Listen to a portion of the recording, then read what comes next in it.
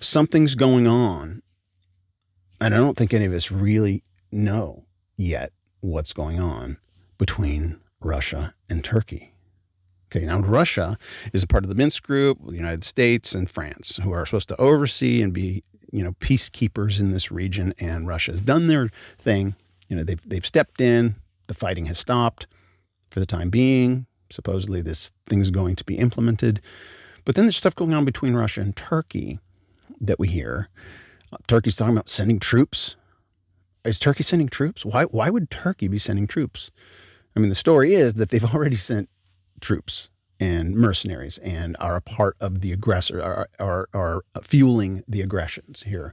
That Azerbaijan is the lapdog of Erdogan, of Turkey, and they're just doing Turkey's bidding because they are one nation in two states, as they refer to themselves. Well, let me read. Moscow persuaded Ankara not to send peacekeepers to Nagorno-Karabakh, given difficult legacy of the past. Putin. All right, is this good news or bad news? Moscow persuading Ankara. They can use the term peacekeepers. And if they're really peacekeepers, then it's a bad thing that Moscow persuaded Ankara not to send peacekeepers. But we all know Turkey has no interest in peace in this area. Well, the only peace they're interested in is after all the Armenians are dead and the dust settles, then there's some tranquility and peace because their enemies have been eliminated. That's not peace, that's genocide. So Moscow persuading them not to send peacekeepers because Turkey was not signatory to this agreement. It was Russia, Armenia, Azerbaijan. And so let's just read a little bit.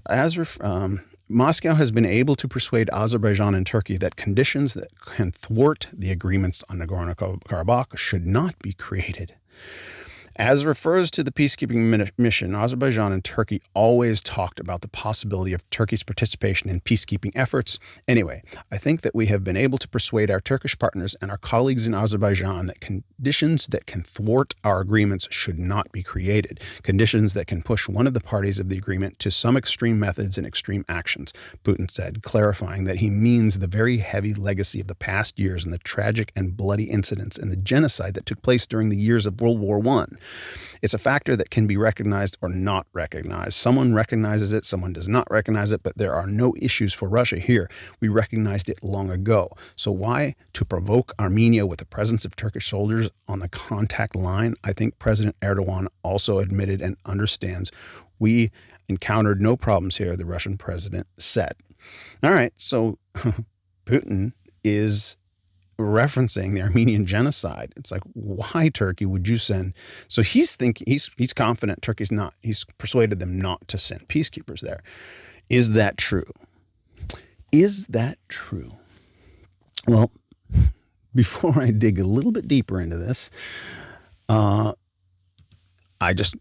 doing commercials for my other YouTube channel. He's been talking about the Armenian genocide, and I've got plenty of videos talking about the Armenian genocide on my other YouTube channel, Tales of Truth. Go there and subscribe. Go there and subscribe and share the videos and get educated. Here I'm talking about current events. Over there, it's past events that are reflected, that everything that's going on today, even as Putin referenced, everything that's going on today is connected to the things that I talk about on this other YouTube channel. All right, so, wait, what? Turkey sends troops to Azerbaijan? Wait, let's look at I'm confused. Moscow persuaded Ankara not to send peacekeepers to Nagorno-Karabakh, which is the Azerbaijan conflict. And this article was November 17th, so 4 or 5 days ago. Turkey sends troops to Azerbaijan. This was yesterday. Turkish troops will soon be sent to Azerbaijan, Turkey's defense minister Hulusi Akar said. Blah, blah, blah.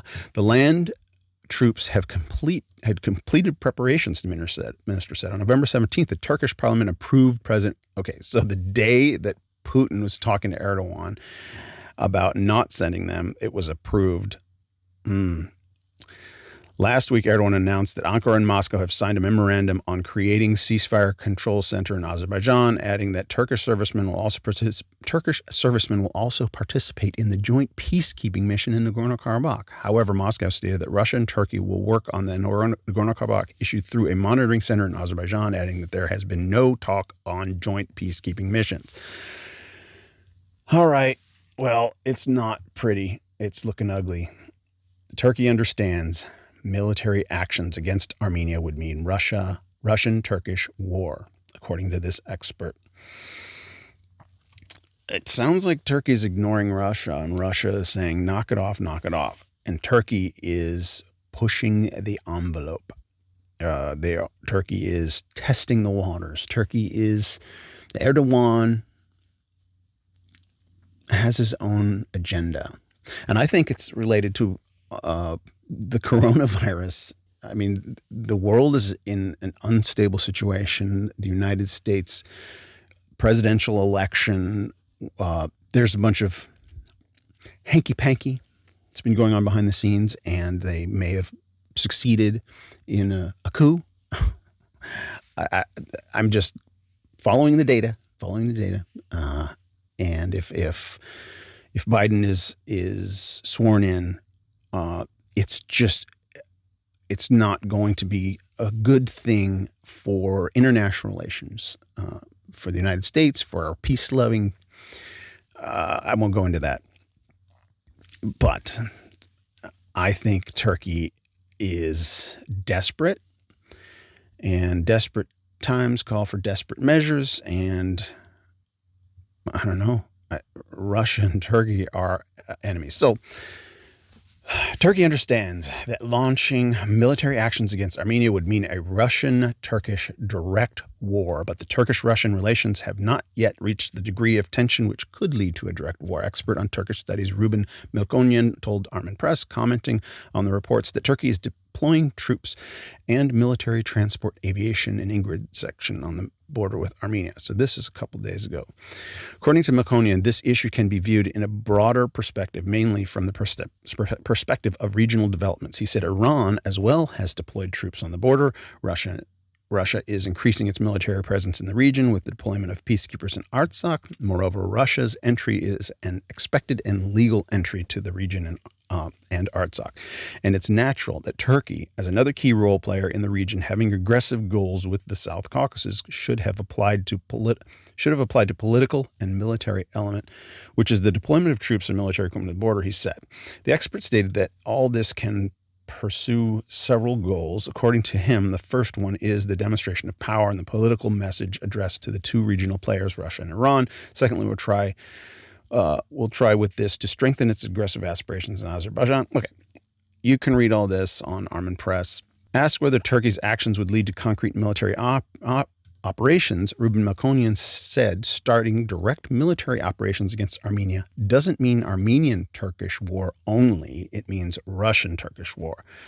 I think that the Turkish genocidal authorities clearly understand and calculate well that launching direct military actions against Armenia will be a war against Russia, and the current developments allow to assume that the Russian-Turkish relations have not yet reached the degree of tension which could lead to a direct war. All right, that's all optimistic stuff. It's good. It's like it's not leading to a direct war, but let's think about this.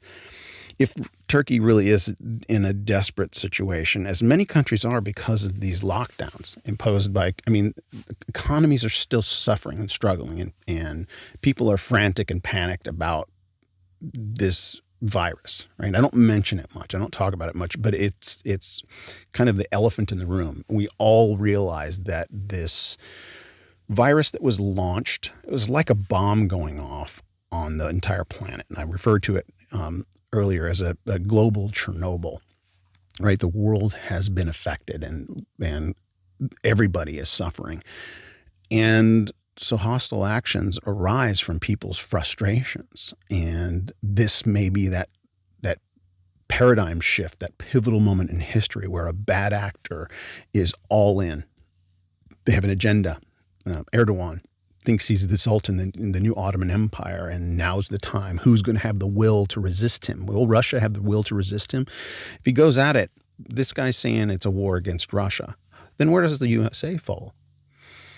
Well, we were allies with Russia in World War I, right?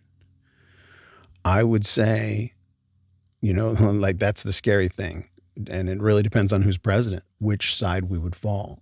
Turkey is one of our allies. We have bases in Turkey. Russia, one political faction thinks Russia's the greatest enemy. I would say China's the greatest threat to the United States.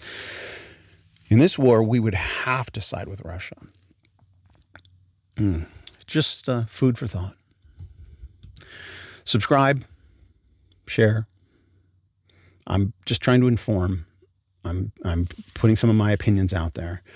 And if you think I am doing a useful task, then send it to somebody who might benefit from it. Subscribe and share.